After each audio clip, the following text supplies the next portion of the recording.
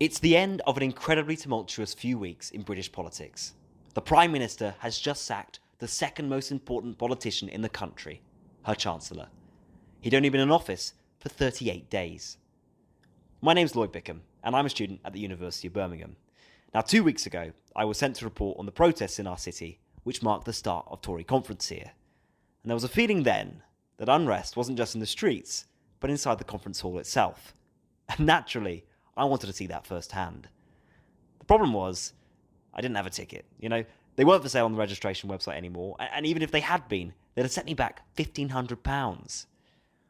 But I did notice something. People were picking up their tickets from the Exchange, which is a building that's owned by the University of Birmingham. And I thought, maybe I can use my link with the university to get in. I saw a security guard on the front, and he was checking people's IDs as they went in to pick up their pass. But I also noticed that there was a side door that there wasn't a security guard on. So I snuck in, basically, and I headed straight for the front desk. And I made the point that I thought it was very important that someone was representing the University of Birmingham within the conference. After about 10 minutes of discussion, he agreed with me, and he said that I could have a pass as long as I had confirmation from an academic tutor. I sent a couple of emails, and the next day, my pass was ready. I'd found a way in and had a front row seat to the collapse of Liz Truss's economic policy. I want to take you on my journey through conference. So as soon as I got my pass, I was told to go in around the back of the hall. And that was a press entrance. I had my bag checked by security, like going into an airport. And I was funneled into this service lift. And immediately, the first person I have a conversation with at a conference was the Channel 4 news presenter, Christian Murphy. And I was just immediately blown away. These are people that are like celebrities to me. He went on as the lift ended up on floor 5, knowing exactly where he had to go. And I had no one to talk to. I wasn't there with a team. I was there by myself. And I felt bewildered by the whole thing. I tried to keep up with him through a number of corridors. It really looked like back rooms in an office. We went into one door and suddenly it opened up into this media palace, a massive hub of computers, phones going off, and all kind of political editors that I look up to were all there. It was like seeing the BBC News Centre, but set up in a makeshift room. I sort of milled around there and thought about trying to start conversations with people, but everyone was really busy. So I sort of funneled myself around that room and saw that there was a door that lots of people were going through. So again, I started to follow people, and I funneled through that door, and I found myself there in that main atrium area where, if you watch the conference, you see politicians being interviewed, and you see those famous blue pillars. Famous to me anyway, in a nerdy sense. And I thought, wow, I'm in the heart of conference. And it was amazing. But twinned with that moment was my feeling of, I'm by myself here. I don't know what I'm doing, and I've got to learn a lot very, very quickly. I didn't even have the right connector for this microphone to go into my phone. So I was milling around thinking, I want to talk to someone, but I don't want them to say anything too interesting because I can't even record this properly yet. But I'd booked in a fringe event, which was run by Remainer, sort of Brexit group. And that was at 12:30. Now, I'd got my pass and I got in at 12 o'clock. So really, as soon as I got in there, I had to leave to go out of the ICC again to a hotel in Brindley Place to see Michael Heseltine, who was the Deputy Prime Minister under John Major, and I was, to be honest, a couple of minutes late. But it was packed. It was a large conference room in a hotel, and there was no room in there. People were listening into what he was saying without even being able to see him at the front, which was just remarkable. I was looking on Twitter, and I saw pictures, and I saw myself in a picture that the organisers put on of people spilling out of this room to try and listen to this talk. And they were basically making the point that there were more people at this fringe event than there were at the speeches that were going on at the time in the main conference hall. And that immediately showed how much disunity there was within the party and dissatisfaction with the government itself. So I did actually ask Michael Heseltine a question. I asked him whether the Conservatives really offered anything to students anymore. And I used I thought was a lovely tricolon of issues about the cost of living crisis, rent rates, and housing ability for students. But he immediately latched onto the bit I said about housing, talked about that for 4 minutes without answering any question about students. And I had to learn very quickly then as well that you ask questions quickly and precisely.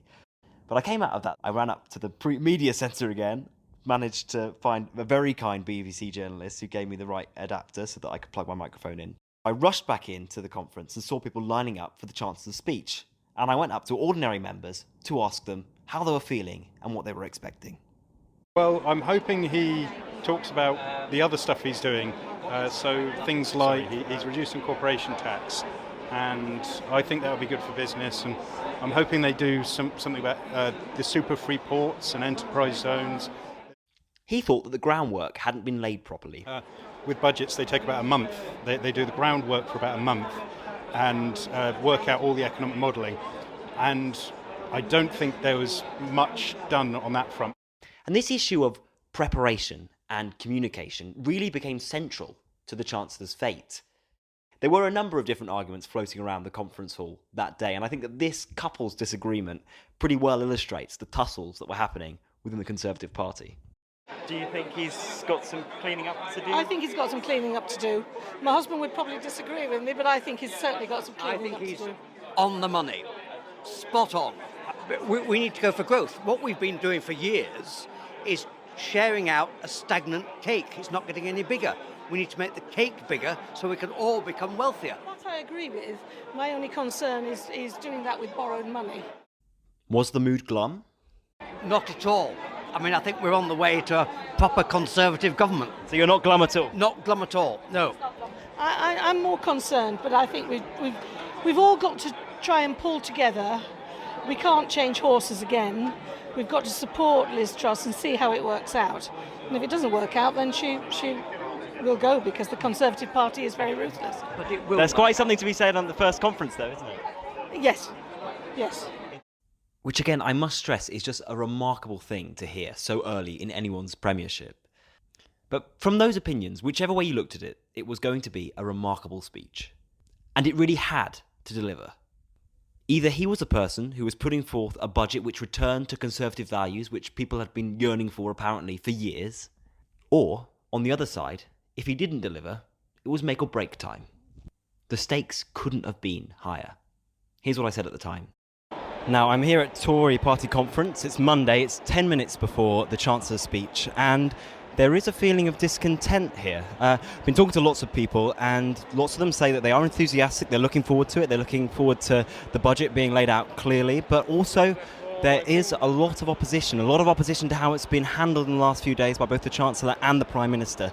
One theme that has come up more than once is the fact that if this goes wrong for the Prime Minister and the Chancellor, they could be out by Christmas, and that is quite striking on the first Tory party conference of your premiership.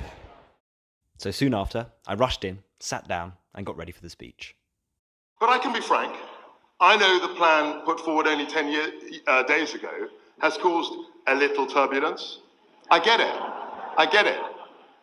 We are listening and have listened. And now I want to focus on delivering the major parts of our growth package. Also, I think it's important to note that that joke didn't go down very well in the room, let alone with the wider country. Anyway, he continued. What Britain needs more than ever is economic growth, and the government wholly committed to economic growth. That is why we will forge a new economic deal for Britain, backed by an ironclad commitment for fiscal discipline. More businesses. Now, what really struck me during the speech was that the crowd just didn't seem fully behind him.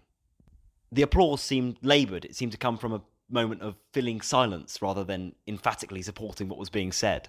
And if there's any audio clip that I have that I think sums that up, it's this here, which was taken immediately after the speech finished. Excuse me, can I ask you what you thought of the speech? I fell asleep, I'm afraid. Did you? Were you expecting a bit more? No, I was just very tired. Oh, okay. Like I said, it was an incredibly important speech. It was the highlight of the day, the flashpoint of the whole conference. And yet, people were falling asleep. From that moment, it really felt like this hadn't delivered what it had to. And Truss and her Chancellor were going to be in deep trouble for the rest of the conference and the weeks that followed. And for those there that had stayed awake for the speech, there wasn't an awful lot to brighten the mood. It's a lot of words, and what you need is the action, so we'll just have to wait and see what happens over the next few days.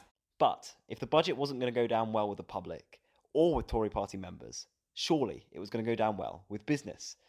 But I talked to one business leader who had been to Tory conference and Labour conference, and I asked her whether she was relieved or concerned by the Chancellor's speech. Yeah, concerned by it because I mean, we want people to actually buy cars, buy electric cars, obviously, because that's who I work for. But actually, if you look at the way people's mortgages are going up, it becomes very, very difficult for the ordinary person, and then by the same token, it becomes difficult for the business as well. It did feel that with the speech being somewhat lacklustre, there was this impending sense of doom for the Chancellor and the budget. But there were also corners of the party willing to give a spirited defence of how things were going. And he just came to the new job, and anyone comes to a new job, we should give him some time and then judge him. We can't just judge him straight away. Most of the ministers and even the prime ministers, when they start at the high note. And then there is only one way of going down. But this could be a game changer. He's starting on the lower end. And if he takes the challenge very seriously, he could be challenging himself, delivering and climbing up. I mean, he was right about one thing. It was a low point, but it wasn't the lowest point it was going to get to. And I think the thing that really struck me was talking to business leaders. There was just no appetite anywhere in the country for this budget because fundamentally, if consumers are hurt by it, it also hurts business. Here's what I said on the day. So it's about an hour after the Chancellor's speech, and the mood inside the hall was quite subdued, really. I mean, there was applause, but very much not rapturous, and it felt, quieter than I think that they would have wanted. A lot of people that I've talked to have said the same, and I've talked to business leaders off the record, bankers, and they felt that the Chancellor just didn't go far enough in explaining his strategy. There was a lot of boosterism, but actually not enough detail, and they are still pretty unhappy. Now, main speeches aside, there were plenty of interesting organisations and people to talk to. And one organisation that I engaged with was the LGBT plus Conservatives. I had a chat with their deputy chairman and asked, how's conference going? I think it's going really well. I mean, selfishly, as an organisation, I think this has been our best conference to date. But we did quickly move on to other issues, such as the Tories' stance on LGBT issues, and namely the trans debate, which has raged the Tory party, especially in the last leadership election. It's interesting because we just came back from an event with Penny Mordaunt, and she was talking about how we had a fantastic legacy in the Conservative Party, particularly since David Cameron was Prime Minister, on so many key issues that affect LGBT plus people. And people may have felt that over the last couple of months that possibly we've kind of not done justice to that legacy. And she kind of was alluding a little bit to the leadership election. I do really agree with that. I think we've got a fantastic legacy as a party, but I think recently, definitely, we've kind of not done justice to our legacy with the way that we've spoken about certain things. And to be honest, we're talking about people's lives. I made the point that during the leadership election, there were a number of internal party hustings. Those are debates held between leadership candidates for the benefit of Tory MPs. Now, this was in August, and there were a number of pressing issues. There were the cost of living crisis, the war in Ukraine, the energy supply crisis. And the first issue that was chosen by MPs to be debated about was the war on woke, was about trans issues. I asked him about this and asked, is this the Conservative Party doing well enough for LGBT people? No, not at all. No, not at all. And I'll be honest with you. I have sometimes felt that people want to trivialise the trans debate, and journalists are as guilty of this as much as anybody else, which is sort of using these sort of catch-all kind of questions, asking silly questions about genitals all the time, and it just trivialises the whole thing. It's not productive, and if you chat to most trans people, and I have the privilege of doing so in this organisation, they'll say to the thing that they're most upset about and they want to be approved is healthcare. They're not interested about this debate about toilets. They're not bothered about it. Are you a little bit disappointed then that the party has focused on that? I am, yes. But it's not the end of the world. We can come back from that. Now, I thought that was quite an interesting discussion and quite an admission, really, from a large group within the party. Now, it was 4:30 and there weren't any speeches going on. I talked to a lot of people, but people weren't really milling around in the main areas anymore. And that's when I learned something, which is that basically from 4:30 onwards, it's all about drinks events. They're advertised in the party brochures, and you can see basically where you're going to get the biggest free alcoholic bar and the best refreshments. So a lot of people flocked to a lot of interesting forums to learn about different things. And basically, it meant that people let down their guards and would talk a little bit more frankly about how things were going. Here's someone who had been pretty well lubricated, I'd say, by the free bar, admitting what he really felt about the prospects of the next election. For a country to thrive, my mother told me that, for a country to thrive, there must be a switch of power. Do you think that's coming soon? Well, maybe it's coming soon, but I hope it doesn't come because I don't want to risk a SNP and Labour coalition. What's your gut telling you is going to happen at the next election? A Labour win. Okay. A Labour win. So there we have it. But one particularly well-stocked bar and therefore well-attended event was an environmental forum hosted by an animal charity. Now, there I was lucky enough to talk to one of the new environment ministers, and I asked him about the new investment zones planned by the government. Now, these zones would allow planning restrictions to be eased in an effort to promote growth in local areas. Now, the charity, the RSPB, has issued a warning saying that they could tear up the most fundamental protections our remaining wildlife has. And that's quite something from a charity which is generally politically neutral. I asked the minister what he thought about this. Some charities have tried to intimate that we're doing down our environmental regulations, and that's absolutely not true. We believe in DEFRA that we can grow the economy and support animal welfare at the same time, and the environment. So what would you say to members who are maybe thinking about sort of taking action or protesting? I mean, what's the Conservative message to them? I would say to them that we're absolutely committed to making sure that we're going to grow the economy and support the environment at the same time. And can that work with the investment plan? Absolutely it can. Now, on the way back from that event, I bumped into Neil Mendoza, who sits in the House of Lords. I asked him how the conference felt.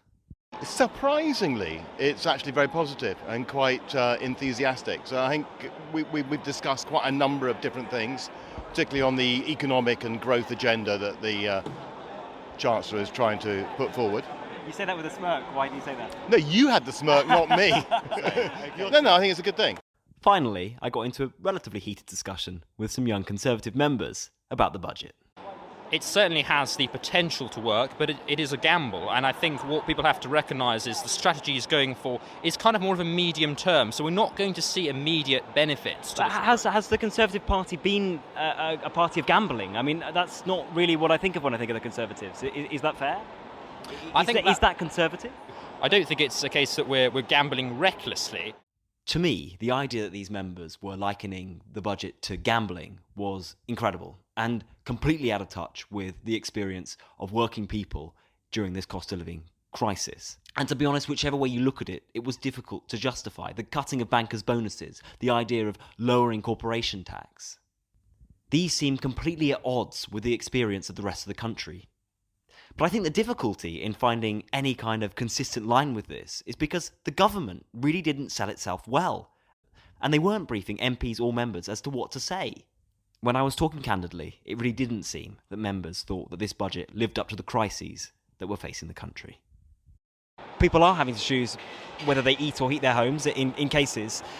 For those people who can't afford to think in the medium term, what does this conference and this party really give to them at the moment? What I would say is there should be more. If I was in government, I will be doing more to help. I do hope that the government does more over the coming months. Here were my reflections at the end of the day.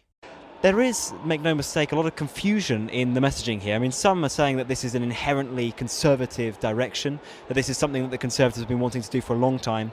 But there's also a really sizable chunk of people who say that actually this isn't what we expected from the Conservative Party. This is a gamble, and this is not what I recognise from my kind of government.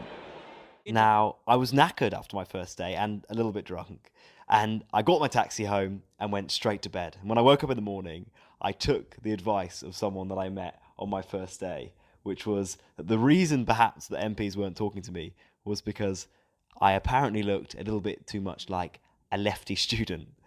So I decided to wear my best suit and turned up for the next day's proceedings. And I'll be honest, I did feel a lot more confident in my suit.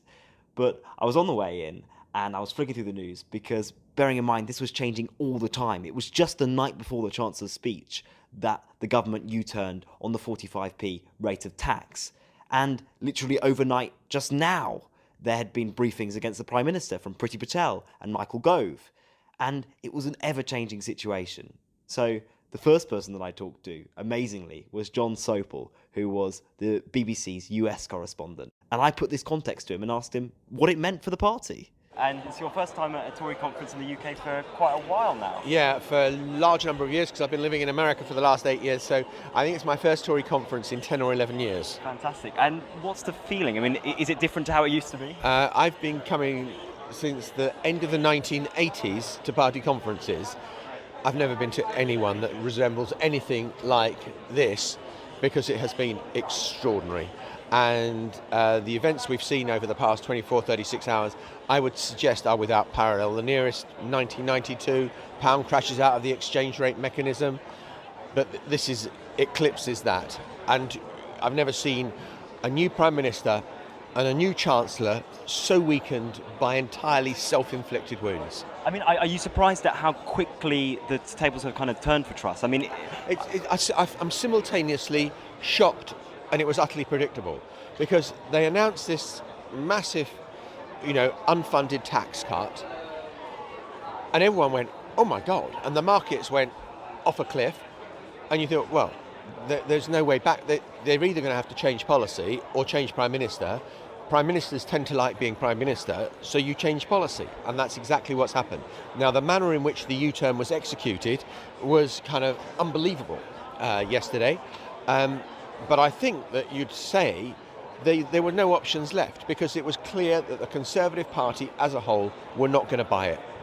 Just one more question, if that's okay. I saw in the Telegraph, I think Patel sort of issued a warning about spending and public spending, and also Gove has made an announcement about universal school meals for people on universal credit. Do you think that people are making moves already on Truss's premiership? Oh, well, I don't know whether it's about her premiership, but they are saying they're in charge and that Liz Truss isn't in charge. So you could be left with a situation where you have Liz Truss in office but not in power. That's dangerous. I did have an interesting interview with the MP Conor Burns, who's since been removed from his role within the party due to misconduct allegations made about his time at Tory party conference. But he said that people were being a little too gloomy about the electoral prospects of the Tory party following this budget. But one person who was a lot less optimistic was Grant Shapps. Now, he used to be the Transport Secretary and did stand for the leadership of the Conservative Party in 2022. Here's what he said. How do you think it's going? Is it a united party? Well, I mean, obviously not, but I think it's important that the government's done what was required, which was to remove distractions like the 45p reduction for people who are better off, in order to show that actually the majority of our package, the vast majority, is helping people with household bills and things that matter to people. For you personally, do you think that there's a way out of this turmoil for Truss and for the Chancellor, or does there need to be change to satisfy you? And I think there is a way through, but it's obviously, a narrow exit, if you like. But I wish them well. I'm cheering Liz on, but we'll see how she does tomorrow and next week when the House is back. Just one more question, that's okay. How are you feeling about the next election? Are you worried? Well, look, every election, I worry about every election. I won a marginal seat my second attempt. I'm a campaigner. I always worry about elections. But do I think it's winnable? Yes, I do. Is it going to be tough? Of course. Other MPs were keen to talk about other, more comfortable issues. Liam Fox, for example, was on the attack about Brexit. I think that the Conservatives have always better understood the instincts of the British people over Brexit. I think that the Labour Party would have stopped Brexit if they could have, and I think that was a deeply undemocratic view. And the new Secretary of State for DEFRA, which has the environment under its remit, was keen to defend the government's record. You are? Absolutely. We are committed to the Environment Act, which was passed by this Conservative government. We're committed to our 25-year environment plan, which is the most ambitious plan ever set out by any government, and we are going to go forward with great schemes. But there were a number of famous faces in open dissent at the state of the government.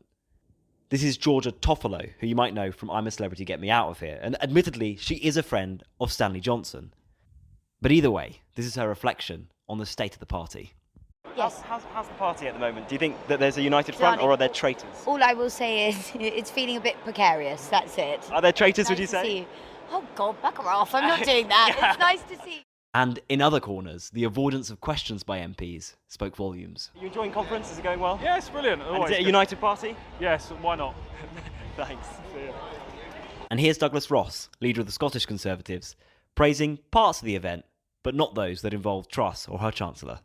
Is the conference going well, though? Is it a united party? Well, yes, we had a very good Scottish Fringe yesterday, so that's the main thing. All right, thank you.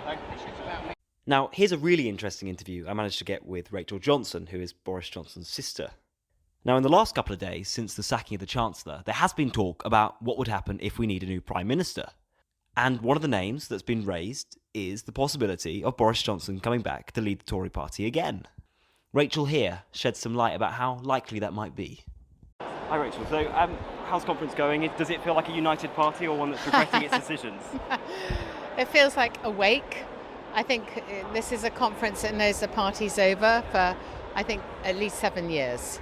Do you think? Yes, because they're not going to win the next election. And what would you say to people that are briefing against Truss, or are you happy with that? Do you think that Truss just isn't up to the job? I've been briefing against Truss probably because I've been doing radio saying what I think, which is that this has been disastrous in terms of messaging and in terms of sequencing. I mean, not a completely disastrous policy to drive more growth, but just the way she did it drove people away. Do you think the party will ever have Boris back? I think the party would, but would Boris come back? Thank you. Thank you very much. Well, I thought that was quite interesting anyway. But what about this from another perspective? This is Daniel Hannan, and he's a prominent lord and an advocate for Brexit. And he suggests here that this budget is the remedy for the failure of successive governments to take, as he sees it, Brexit opportunities. So you could do Brexit in one of two ways. You could go for a very close economic relationship with the EU, the way Switzerland did, which is what I was in favour of. Or you can try and make a virtue out of being more competitive. What makes absolutely no sense is to pay the price of forfeiting a close relationship so as to have the freedom to diverge and then not use that freedom. Right?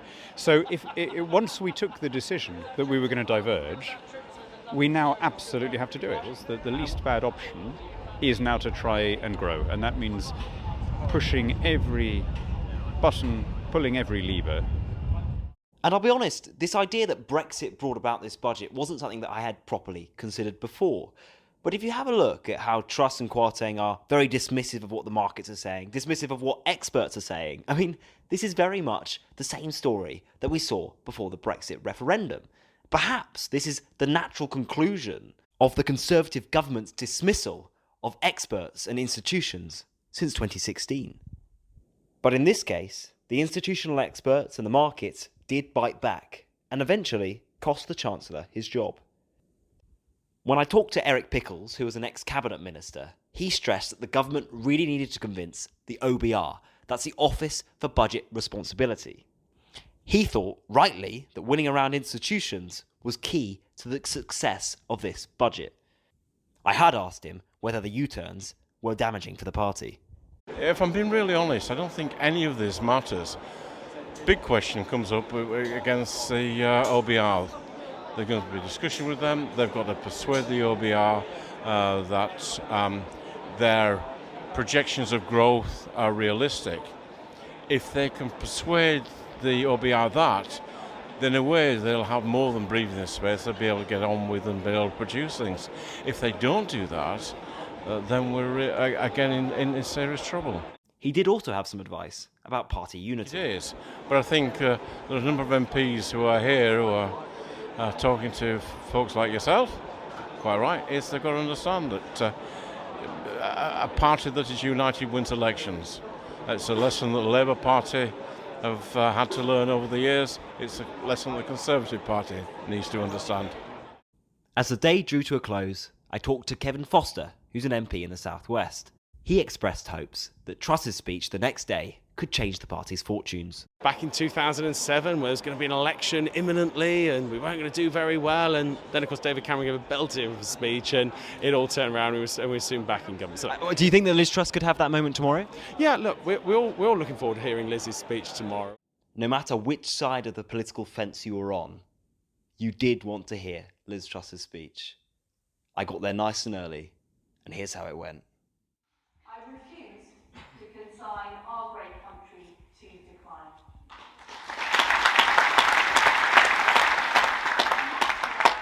I promised on entering Downing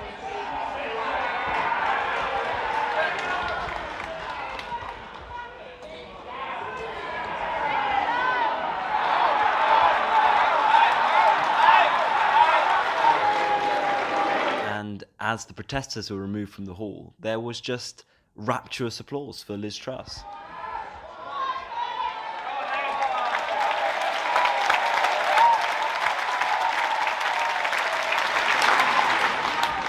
in my speech, my friends, I'm going to talk about the anti-growth coalition. I think I arrived in the hall a bit too early.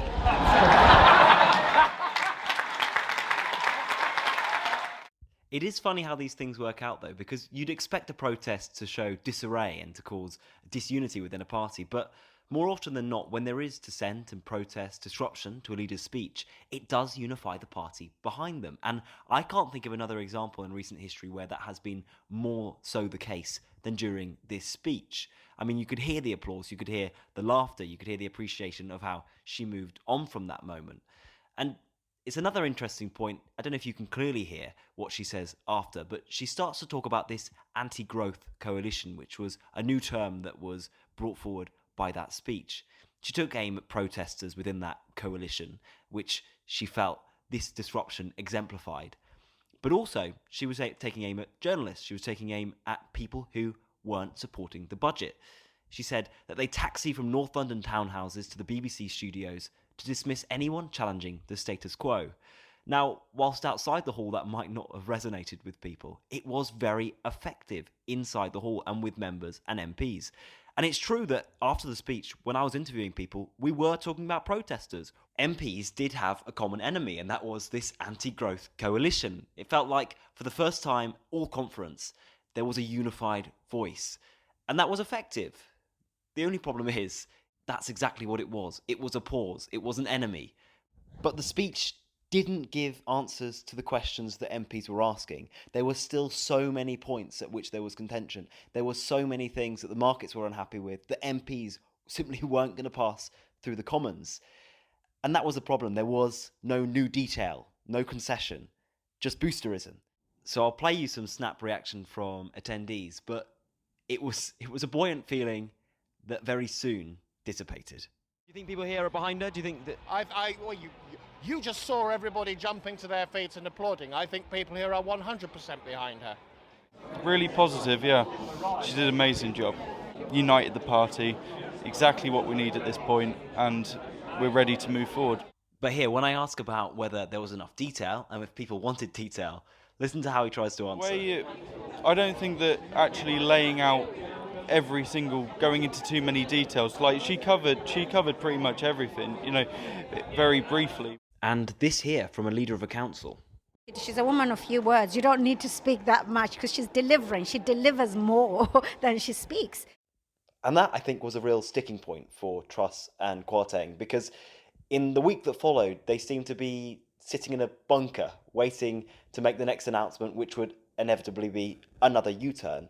There was no new policy, no wider justification, no spirit behind their budget. It just felt that they battened down the hatches.